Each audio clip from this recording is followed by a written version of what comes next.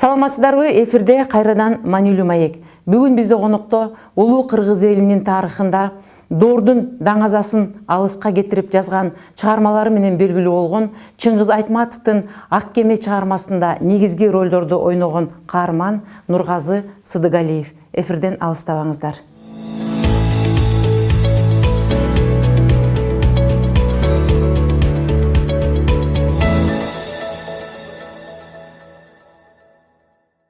Саламатсызбы, Нургазы мырза, студиябызга куш келиптирсиз. Мына биз жогоруда сөзүбүздүн алгач рет айтылышында айтып кеттик. Сизди ошол биздин бир доорду камтыган чыгармаларды жараткан белгилүү жазуучубуз Чыңгыз Айтматовдун Ак кемесинде негизги роль, же болбосо ошол ак кемени ак кеме кылып бир негизги ролунду ойногон каармандардын бири сизсиз. Мына бүгүн көгүндө биз деген бир эле биз эмес, биздин кошуна мамлекеттер дагы ушул Чыңгыз Айтматовдун 90 жылдыгына карата катуу даярдыктарды көрүшүп, ал Чыңгыз Айтматов менен жалгыз эле кыргыз эли сыймыктанбастан ошо биздин кошуна өлкөлөр да сыймыктанып даярданып жаткан учур. Ошо сиздин ошол кичинекей кезиңизде ойногон ролдон баштап бүгүнкү жашооңузга чейин Айтматов эмнеси менен эсинде калды? Саламатчылык. Чыңгыз Агайыбыздын чыгармалары аябай чоң. Мен жаңылбайм, эмне дегенде азыр деле Чыңгыз Агайыбызды баары чыгармаларын толук изилделекпиз деп айтсам болот да. Эмне дегенде бул бир кылым өткөндөн кийин деле кайра ошону изилдөөгө кайрылабыз да. Чыңгыз байкем менен мен ушу кинодон жолуктум. Киносъемочный группага келчи Ысык-Көлгө. Анан ошо кино тартылып атканда кино кандай жүрүп атат, актерлор кандай ойноп атат, ошолорду өзү көрүп, анан мен анда кичинекей бала болчумун да. Анан бир чоң байке келчи, анан мени шашпай кандайсың, кандай жүрөсүң деп ушинтип эле сүйлөп койчу да. Анан ал деген аябай кыйкырбачу эле, мен эсимде бар да. Эмне дегенде Болотбек Шамшиев аябай мындай эмоционалдуу киного өзүн мен ойноп атканда ушу бала кандай образга кириш керек өзү көрсөтүп, өзү жан дүйнөсү менен берилип, ошонотум эле мелкий штрихтерин баарын ушинтип көрсөтчү да. Анан кийин экинчи режиссер да чуркап, бияк даяр эмес, тияк даяр деп эле кыйкырып баары ушинтип аябай эмоцияда жүрүшчү да. А Чыңгыз байкени мен көргөндө Агайыбызды мен ойлочумун да, бул чоң киши, анан мындай сылык, мындай эч качан кыйкырбайт, жай сүйлөйт. Ошо эсимде калды да, кичинекейимде. А уже мен школда окуп, анан бир встречаларда да бир жолугуп калчубуз. Консерваториядан деле жолуктук. Анан ушундай бир где-то телевидениеда бир жолу чыкканбыз. Анан жана бир китепти библиотекадан да ошого мени да чакырганда, ошондо да жолукканбыз. Анан анда да көп сүйлөбөй, мындай кандай жүрөсүң, кай жерде иштеп атасың, үй бүлөң барбы деп ошентип сурап койчу да. Мен аны менен көп деле мындай иш аркылуу болгон жокмун. Мен башка иш тармагында жүрдүм. Ал эми учуп кетип, анан ушу шаарда, Бишкекте мындай чоң мероприятиялар болуп атканда, ошондо мени да чакырчу да. А бул киши ошо каза болор алдында бир кезигип, же болбосо акылына саат бир жакшы сөздөрүн айткан учуру болдубу, же андай кезиккен жоксуңарбы? Кетерин астында мен кезиккен жокмун. Мен ушу больницада Бишкекте жатканда 2004 жылы ошондо Исаков деген бир корреспондент бар эле. Ошо интервью алып атканда мен ошондо ошол учурда как раз экинчи балам, үчүнчү балам төрөлүп калды. Анан мен атын билбей, анан атыңыз сиз койсоңуз дегем да. Анан через ошо корреспондент аркылуу сүйлөшүп атканда мен анда сиз атыңыз коюп бербейсизби дегенде, мен балам Жоомарт аты. Ошо Жоомарт деп койгон да, ошого мен мындай сыймыктанам да. Ушул Чыңгыз байке. Уулуңуздун атын ошо Чыңгыз Айтматов коюп кеткен, Жоомарт деп. Ошол больницада жаткандачы. Ошол корреспондент барыптыр. Азыр ал аябай актуалдуу корреспондент эле, Исаков деген. Анан кийин ошол мен менен сүйлөшүп атканда мен телефон аркылуу, мындай өзү менен сүйлөшкөн жокмун, бирок телефон аркылуу ошондо мени куттуктап, ушу балалуу болдуң депчи. Жоомарт деп атын атагам да. Бул эл арасында ар кандай сөздөр айтылат эмеспи? Сиздин ошол бир жолу экранга жарыктеп көрүнүп, андан кийин жок болуп кеткениңиз көптөрүнө эле табышмак болгон. Кээ бирлөр деген эми көп сөздүн арасында ошо Айтматовго тиешелүү бир сөз айтылчу. Айтматов бул Нургазыга абдан особняктарды алып берип, бизнестерди коюп берген, бирок ал деген өзү баш аягын таппай жок кылып салды деген. Жазуучу тарабынан ошо материалдык жардамдар болду белесизби же болгон жок беле? Жок, мен Чыңгыз Айгай менен көп деле айтып атпайм, жанагы бияка ал аз келчү да. Анан болуп калганда да мен военный болуп, военный музыкант болуп иштеп жүрдүм да. Анан убакыт аз болчу. Анан кийин анда аз эле жолукчубуз да. Ушундай бир встречаларда эле жолугуп эле, анан мага мындай эч нерсе мындай болгон жок. Особнякта андай эчтеке жок.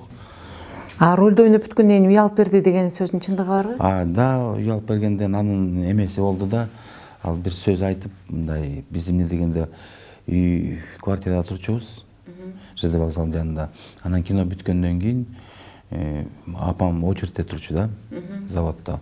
Анан ошол очередь батыраак бүтүп, ошол маселе бат каралды да. Бат каралды да, ошол кишинин билишкендиги менен. Бат каралып туруп, анан ошо 2 комнатаны үйлүп алганбыз да. Мындай өзүнчө жеке жолугуп учурашуу эч нерсе болгон жок мындай андан кийин? Же болбосо дагы бир фильмдерине тартылууңузду суранган учур болдубу же болгон жокпу? Жок. Биз мындай жанагы кино встреча, анан кийин ушундай бир жолугуларда жолукканбыз.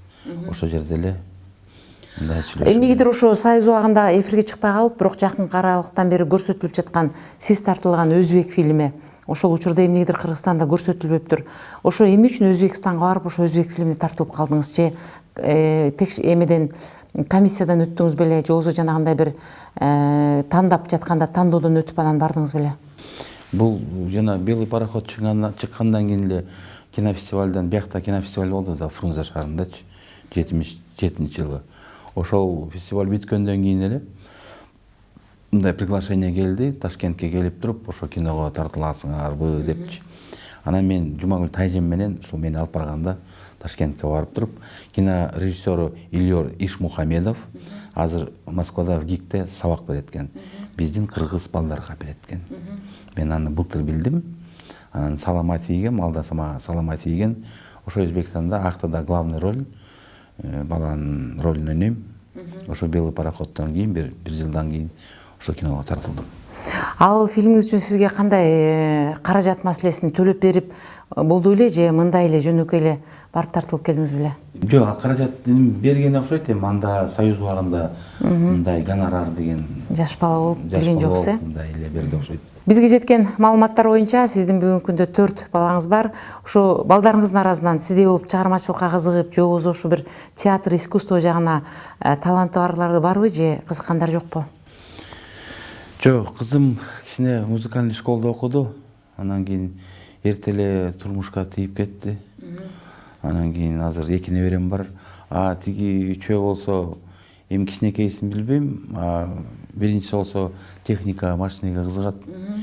Экинчиси болсо жана Жомарт деген, ал кичине мындай ойлонуп сүйлөйт да.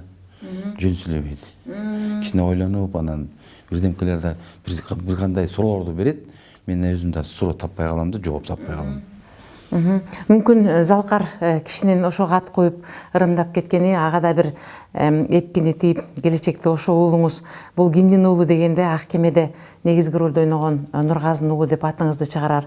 Мына ушул 90 жылдыкка карата иш чаралар жүрүп жатат. Сизди чет жакаларга чакырган учурлар болуп жатабы, же биздин Кыргызстанда эле ушундай бир, мен көп окуп калдым, сизди бизден мурда дагы бир нече гезиттер, сайттар чакырып маек алышкан. Бизде мен азыр ошо биздин министерство коргоо министрлигинин оркестринде кызмат кылып, анан пенсияга чыккам. Анан пенсияга чыккандан кийин эми үйдө отура албай жанагы жаш кыздар, балдарга сабак берем. Анан кийин Музыкадан сабак бересиз? Музыкадан берем сабак. Ошо менен алек кылам. Анан бирок азыр мына биздин могу коомдук фонду Жаш жарчы деген кино жана өспүрүм долбоору бар. Муну Булан Бектаналиев деген жигит келип мага ошо ушу балдарга негизи Чыңгыз Айтматовдун чыгармаларында жаш балдардын образдары жөнүндө ушуну школго маалымат кылып, ушу Чыңгыз Агаевдин чыгармаларын алып барып, ушу балдарга көрсөтүп, эмне дегенде школ программасында бар. Бетме бет, Жамиля, Аккеме бар да, анан кийин булар окуп эле. Кээ бир школдорго барсак, кыргыз мектептерде ушу кыргыз тили, адабият мугалимдер бар да, мындай бир биз аларга келип ушуну айтып берелик, кино рассказ кылып коюп берелик десек, кичине мындай пассивдүү да, алар көп чыгармаларга кызыкпай. Эмне дегенде мен өзүм балдарым школда окуйт да, анан мен улуу балам 1-курста окуйт. Анан мен ойлойм да, ушу мен баламды сурасам, Жамиляны окуп атасыңбы десем, ооба. Эми жөнүндө айтып берчи десем, ал сүй жөнүндө дейт. Каякта мен сага сүй жөнүндө жазып барат десем, мына жазып турбай деп, ал орусча окуйт да. Ошону айтып атат да. Эми ушу окуучу мугалимдерине кайрылат элем да, ушу кээ бир школдордо мисалы Чыңгыз Айтматов дегенди билбейт экен. Анан кийин Аккемени билбейт экен. Анан кийин ушу орус школдорунда ушул жактарды мисалы ушинтип азыр ушу проект менен школдордо жүрөбүз.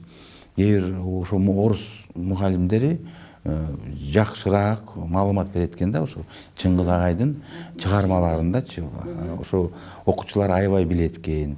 Тескерисинче кыргыз тил мугалимдери ошол жөнүндө кененгесир айтып бере алышпайт, жаман болот экенсиң эмне деген. Ал жерде Жамиляда сүйдөн башка канча нерсе бар. Согуш, ачарчылык, ошол кездеги жокчулук. Анын ичинде биздин кыргызды бир тарбиялаган да жак бар. Анткени деген 2-3 үй бүлө бир үйдө чогуу жашап, бир тандырга нан бышырып, ошону бөлүп жешип, ошол болгон күчтөрдүн баардыгын согушка жумшашып, дандарды жиберип, ошо солдаттар ачка калбасын деген.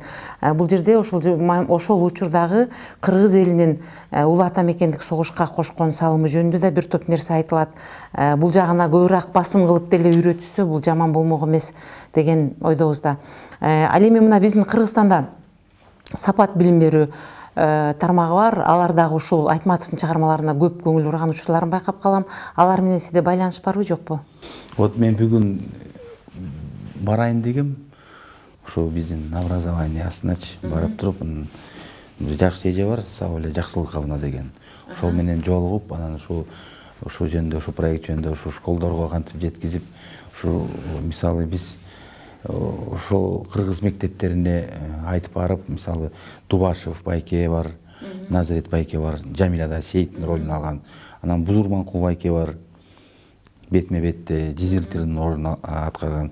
Анан ушу үчөөбүз барып, киновстреча кылып, кинорассказ кылып, анан ушу чыгармаларында ушу жаш балдардын образдарын берип, анан алар кантип окушкан, биринчи мугалимде мисалы Сейит байке да иштейт, окуйт да, тартылат.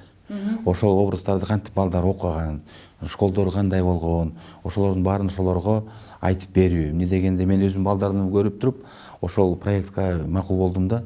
Эси биз өзүбүз балдарыбызды үйрөтпөсөк, анан алар жана интернет менен эле, сотка менен эле алек болуп көп нерсени билбей калат экен да. Абдан жакшы нерсе экен.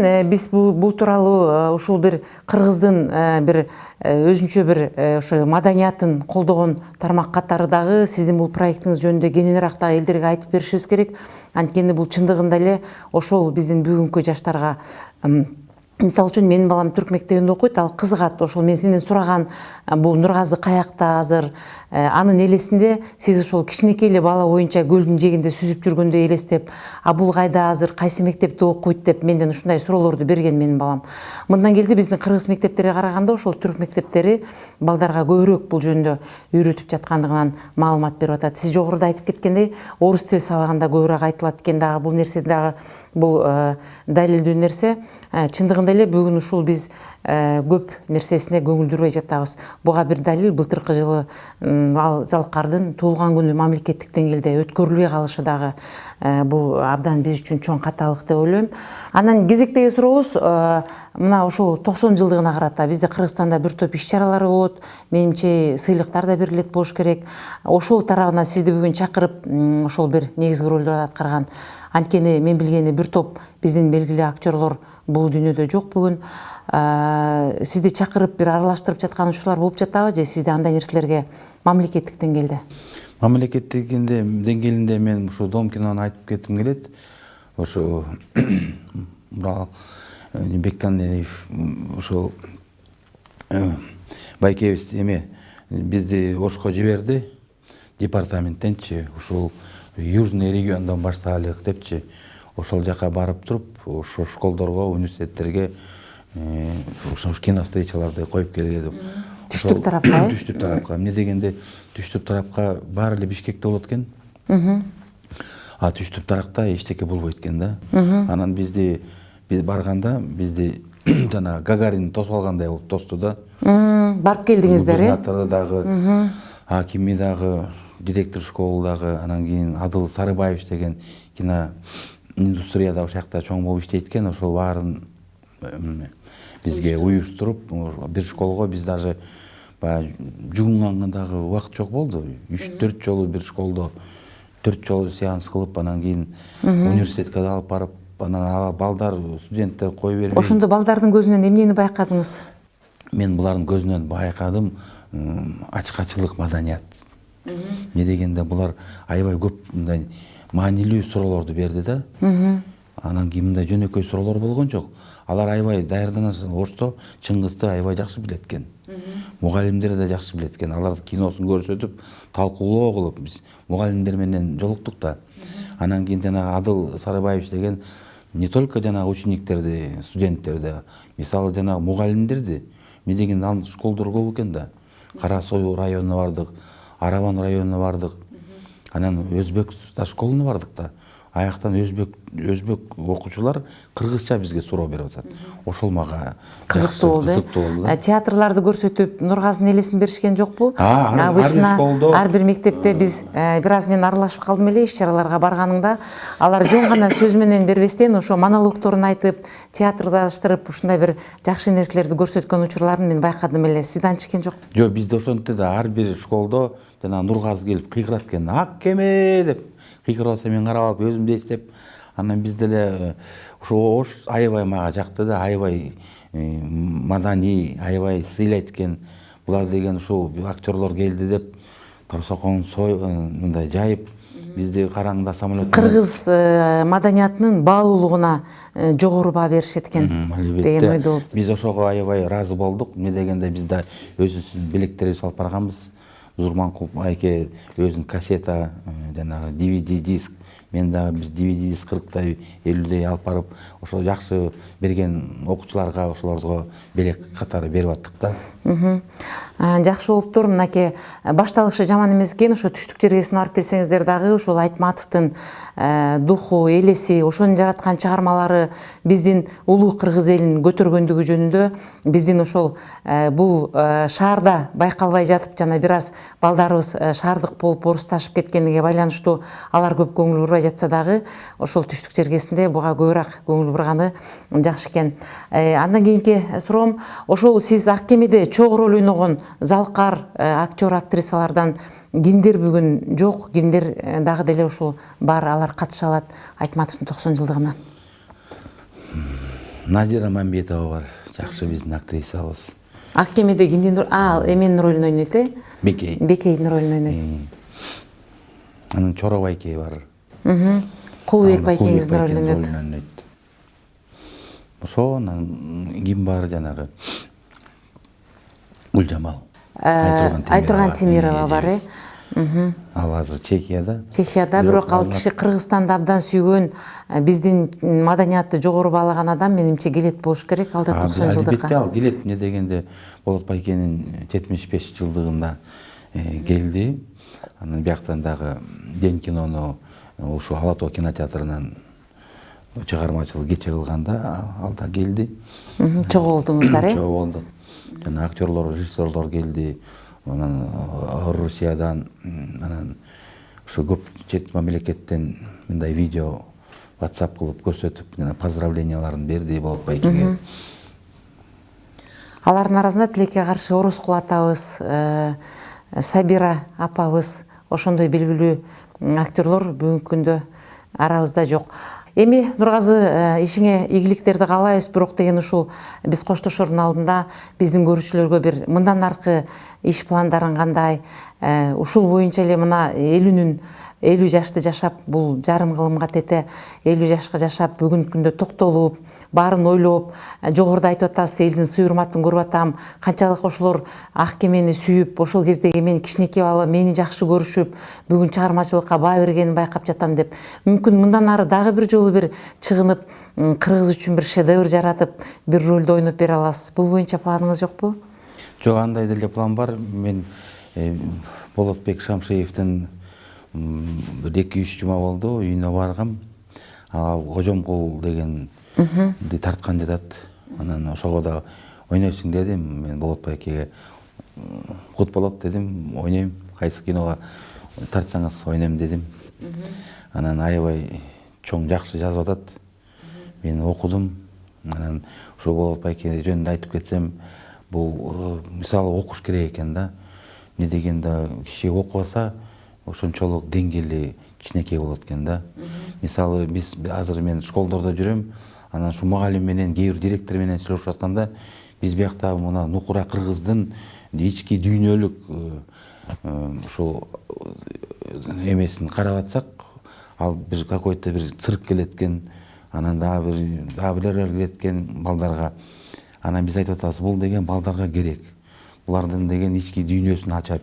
Биздин Чыңгыз Байкендин чыгармаларын баары билиш керек. Не дегенде ар бир чыгармалары бул өзүнчө шедевр. Анын деген мааниси, мен уже чоң болуп, мындай мурун көп мындай маани бербечимин да. Анан үстүнөн карап кинону 2-3 жолу уже көрүп атам да.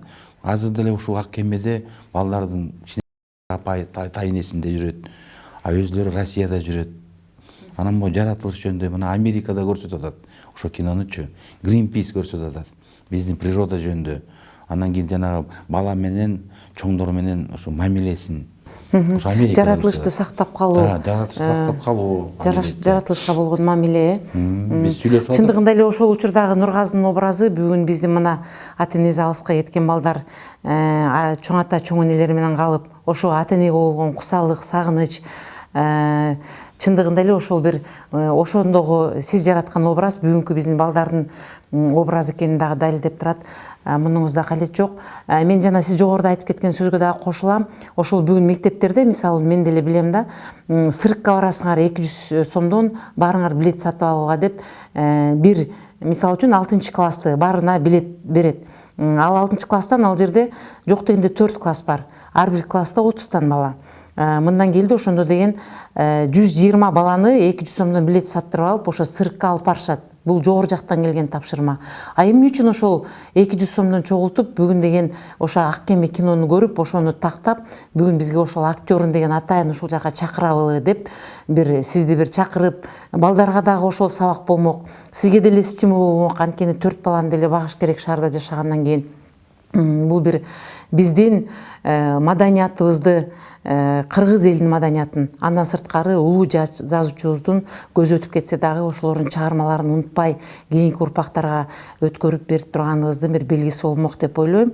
Эми биздин колубуздан келгенди биз сизге ар дайым эфир берип, жалгыз эле келбестен жана жаныңыздагы башка чыгармаларында ойногон актерлорду дагы алып келип, жана ушул мына жогоруда көрсөтүп атасыз, ушул жаш өспүрүмдөр жөнүндө жасаган долбооруңар ишке ашына өзүбүздүн эфир аркылуу колубуздан келген жардамыбызды беребиз.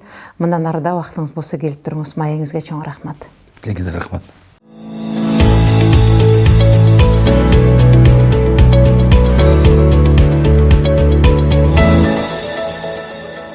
Ушуну менен маанилүү маегибиз соңуна чыкты. Сиздерге бүгүн залкар жазуучу Чыңгыз Айтматовдун Ак кеме чыгармасында негизги ролдордун бирин ойногон Нургазы Садыгалиев келип маек куруп берди. Берүүнү мен Үмүт Мукамбетова алып бардым. Кайрадан кездешкенче саламатта болуңуздар.